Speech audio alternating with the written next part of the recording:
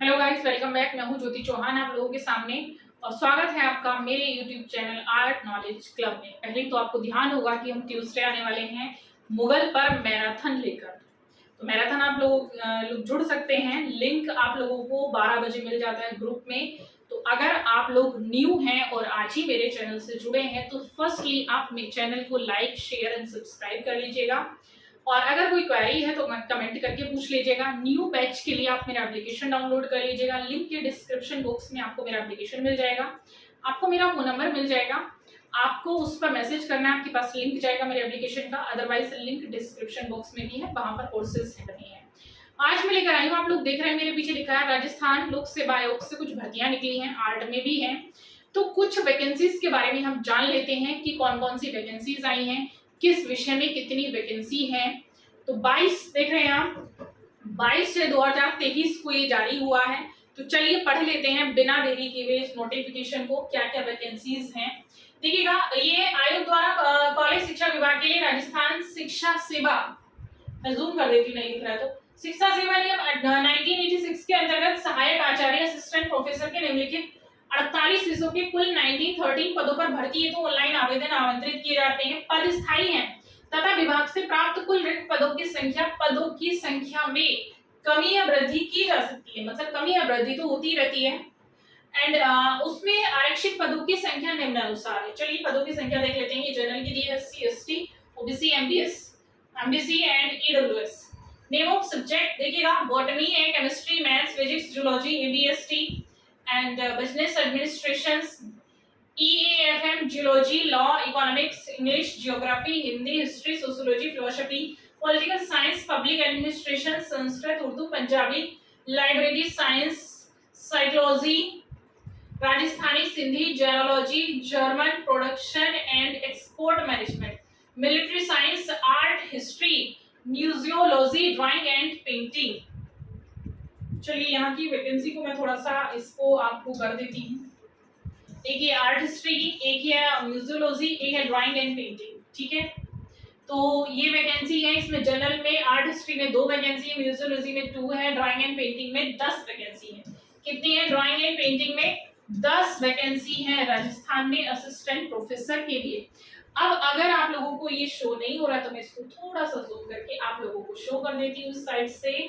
और मैं आगे जो नीचे भी वैकेंसी अभी दी हुई है तो उनको भी मैं आप लोगों को दिखा देती हूँ। ठीक है, ये देख रहे हैं आप, ये आर्ट हिस्ट्री की 2 वैकेंसी है जनरल में और कुल पोस्ट है मतलब, और म्यूजियोलॉजी में 2 है, ड्राइंग एंड पेंटिंग में 35 है। ये मैंने 10, अच्छा 10 इसमें है, सॉरी थोड़ी मिस्टेक हो गई है।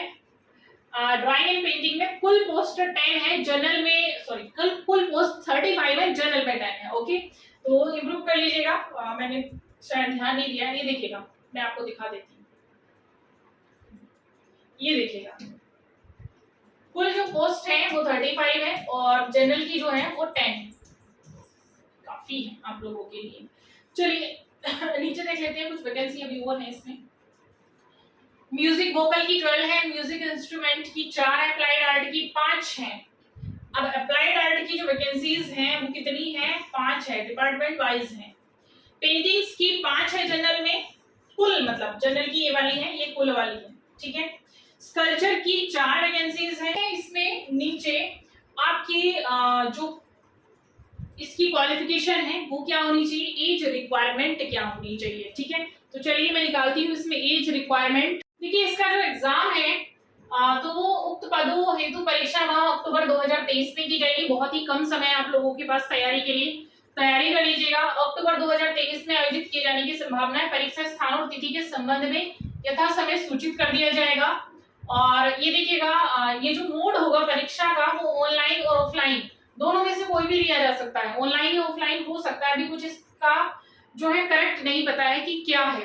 अब देखिएगा, परीक्षा का विस्तृत पाठ्यक्रम आयोग की वेबसाइट पर शीघ्र ही जारी कर दिया जाएगा। और सभी जो है जो परीक्षा होगी ऑब्जेक्टिव होगी, वस्तुनिष्ठ प्रकार के प्रश्न होंगे। जैसे कि अभी देख रहे हैं हरियाणा में जो पीजीटी का एग्जाम होने वाला है वो सब्जेक्टिव होने वाला है। आवेदन की जो तिथि है वो 26 जून से स्टार्ट हो रहे हैं और 25 जुलाई तक जो है इसकी लास्ट डेट है। स्टार्टिंग फॉर्म जो रहेगी वो क्या रहेगी? 26 जून रहेगी और लास्ट डेट जो रहेगी वो क्या रहेगी, 27 जुलाई रहेगी। ठीक है, सॉरी 25 जुलाई रहेगी। कितनी है, 25 जुलाई रहेगी। 25 जुलाई, 27 नहीं है, 25 जुलाई रहेगी। ठीक है, अब देखिएगा आगे मैं कुछ बता देती हूँ इनको करने, ऑनलाइन आवेदन करने के लिए अभ्यर्थियों को आयोग की वेबसाइट पर जाना होगा, rpsc.rajasthan.government.india पर आपको जाकर अप्लाई ऑनलाइन पर क्लिक करके, या एसएसओ पोर्टल ये देखिएगा TTPS sso.rajasthan.government.in से लॉगिन करके भी सिटीजन ऐप से G2C में उपलब्ध रिक्वायरमेंट पोर्टल का चयन, वन टाइम रजिस्ट्रेशन OTR करना होगा। ये मैं पूरा PDF जो है आप लोगों के ग्रुप में शेयर कर रही हूँ, तो आप लोग इसको इजीली पढ़ सकते हैं टेलीग्राम पर, क्योंकि टेलीग्राम पर वो डिलीट नहीं होता है। ठीक है, तो आप इसको जो नए जुड़ेंगे उनको भी शो हो जाएगा। तो इसमें सारी चीजें लिखी हुई हैं। फिलहाल मैं चलती हूँ इसकी जो है आप लोगों की आर्ट की जो क्वालिफिकेशन है, तो फटाफट से क्वालिफिकेशन पर चल लेते हैं।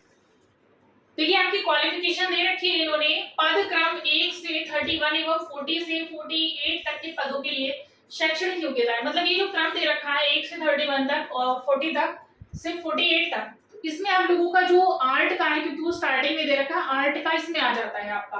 आर्ट के लिए भी क्वालिफिकेशन है, आप ध्यान से सुन लीजिएगा। पहला दिया मास्टर डिग्री विद 55% एटलीस्ट होना चाहिए, 55% मार्क्स के साथ होना चाहिए, or an equivalent grade in point scale wherever the grading system is followed in a concerned relevant allied subject from an Indian university। ठीक है, Indian University Grant Commission minimum standard and procedure for awarded of MPhil या PhD आपका होना चाहिए, क्योंकि PhD वाले जो assistant professor में अप्लाई कर सकते हैं, UGC आपका होना चाहिए।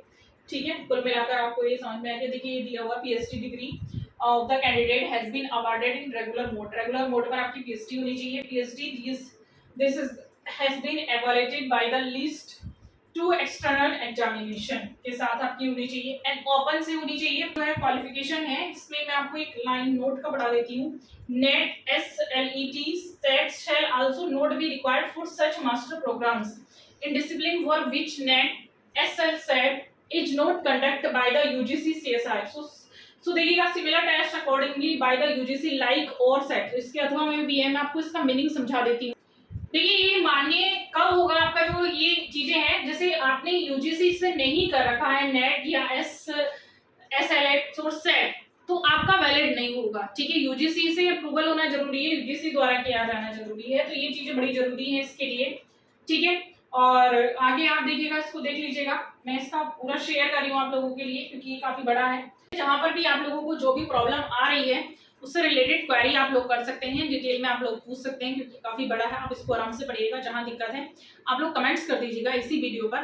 तो आपको इसकी अगर ज्यादा डिटेल जाननी है तो मैं ज्यादा डिटेल भी ले आऊंगी। फर्स्टली एक चीज और मैं बता देती हूँ, हरियाणा TGT वालों का जिनका सिलेक्शन हुआ है उनको मेरी तरफ से बहुत सारी शुभकामनाएं। तो आप लोग फाइनल लिस्ट में भी जो है आ जाएं, और ये बस ऐसे ही आप लोगों का सिलेक्शन होता रहे। मैं चाहती हूँ राजस्थान वाली वैकेंसी में भी, यूपी में भी, जिस स्टेट में भी आप लोग वैकेंसीज में एग्जाम आप लोग दे रहे हैं, तैयारी कर रहे हैं, इतनी मेहनत कर रहे हैं, तो उसमें आप ऐसे ही सिलेक्ट होते रहें। जल्दी ही इस पर हम दूसरी वीडियो लेकर आएंगे। तब तक के लिए thank you so much and bye bye.